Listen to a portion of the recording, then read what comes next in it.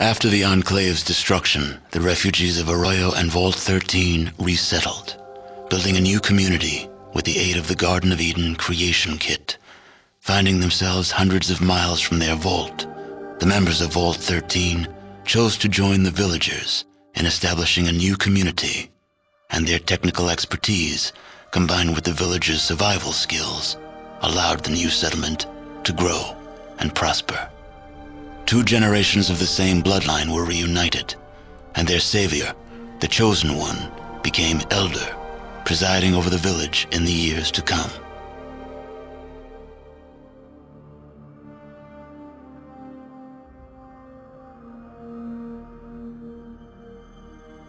Arroyo's Elder lived for many years after the destruction of the Enclave.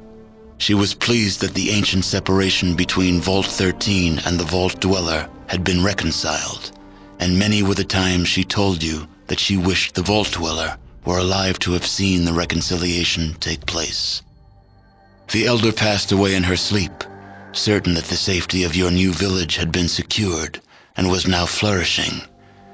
Many of the older Arroyo residents believe that she now lives in the Vault of the Sky, telling the Vault Dwellers of your brave deeds.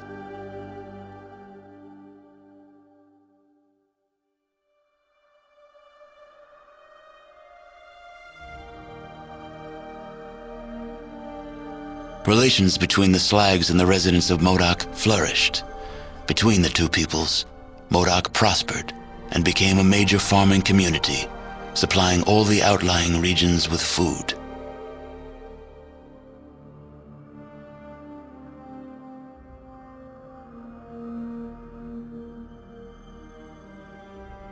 With Metzger gone, slavery disappeared from the area. Becky's casino bar grew quickly, and Rebecca Dyer's reputation as an honest casino and bar owner brought her the business needed to buy out her competition and expand. The Den flourished, and it soon gained a reputation for being a tough but honest community.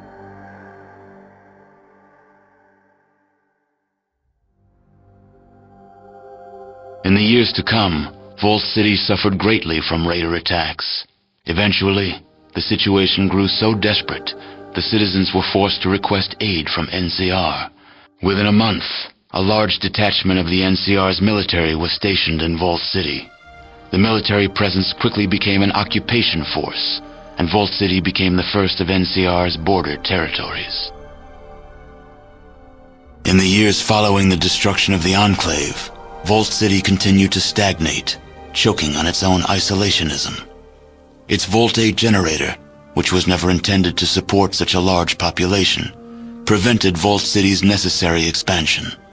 Eventually, the city was absorbed by NCR, which had spread steadily northward since its founding. The correspondence between NCR and Vault City continued, and a few years after the destruction of the Enclave, Roger Weston assumed the head of the NCR Council. He immediately set limits for NCR's expansion north, and in a landmark settlement, passed an amendment that formally recognized Vault City's independence. Shortly after this settlement, Weston suffered a heart attack and retired from politics. He moved north to Vault City for medical treatment and eventually married Joanne Lynette in the following year.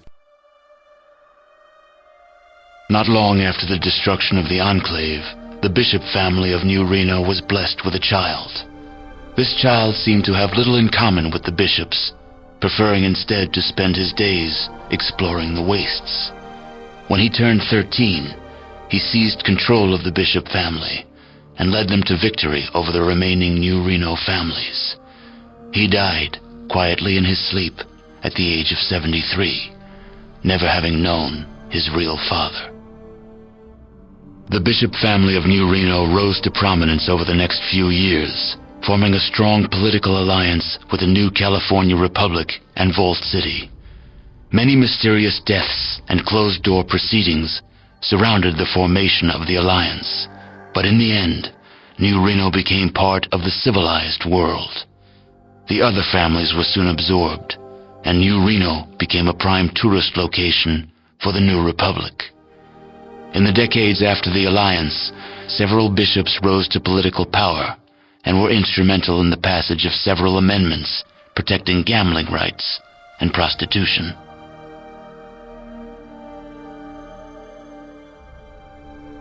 Within a year of the Enclave's destruction, the Wright family turned from criminal activity to legitimate pursuits. Several schools and churches were established in New Reno, along with a law enforcement body that crippled the influence of the families. Though New Reno lost much of its edge, the city obtained a certain solidity that appealed to newcomers. Many came to Reno not to visit, but to live, and the population increased threefold. Today, the test scores of New Reno High School graduates are greater than many Californian schools before the war.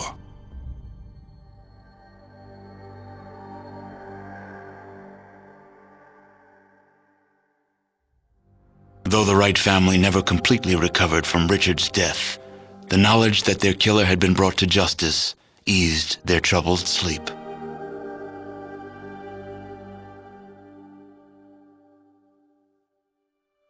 Less than a month after the Enclave's destruction, a mob war broke out in New Reno streets.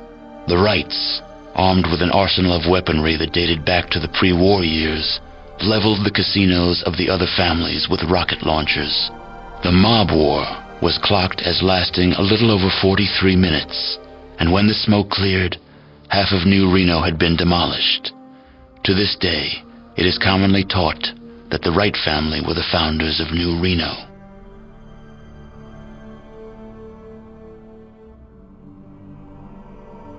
Myron died less than a year after the defeat of the Enclave, stabbed by a jet addict while drinking in the den. His discovery of Jet was quickly forgotten, and now there is no one who remembers his name.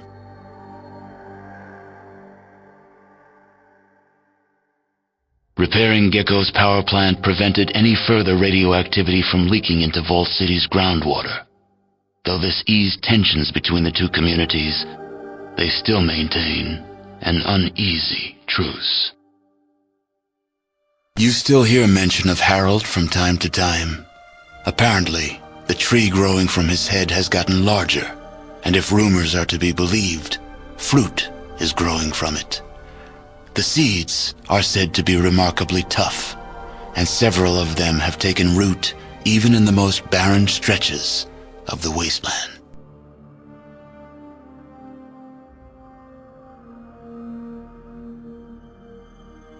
Several years after buying the excavator chip from the Chosen One, Marge LaBarge was able to purchase and control both the Morning Star and the newly opened Cocoa Reef mines.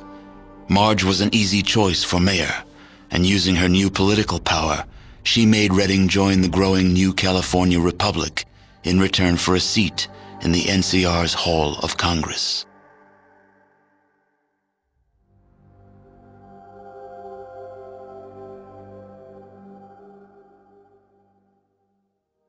With the destruction of the conspiracy to destroy the mutants, Broken Hills began to thrive. Then, the uranium ran out. The city, having lost its sole reason for existing, slowly dispersed.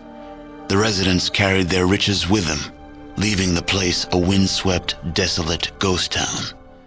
A few holdouts remained, attempting to eke out a pathetic existence, but eventually, they too disappeared.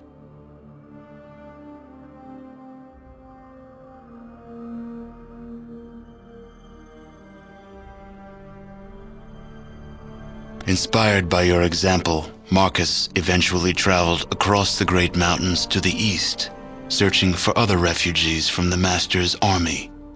You never heard from him again.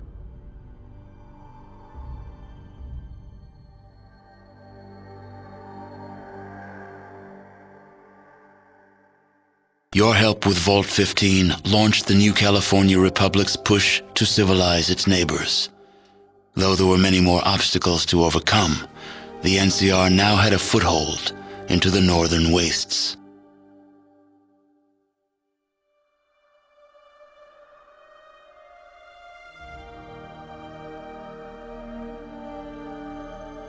The Shi flourished, creating a botanical scourge on the radiation surrounding their beloved town. Though this vine could not grow in other soils, the Shi took care to nourish it in their lands.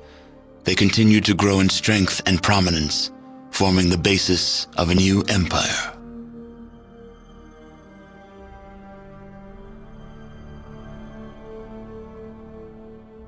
As for the tanker vagrants, well, as vagrants do, they drifted on.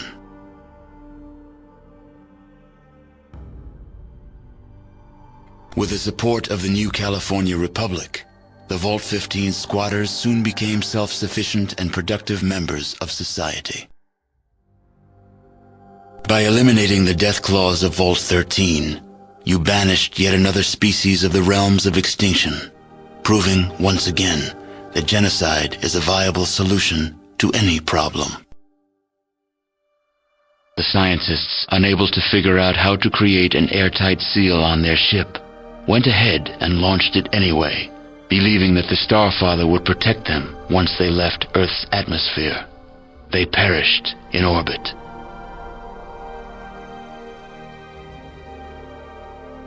The destruction of the Enclave erased all trace of President Richardson from history. Now the title of President is used simply as a boogeyman to frighten children.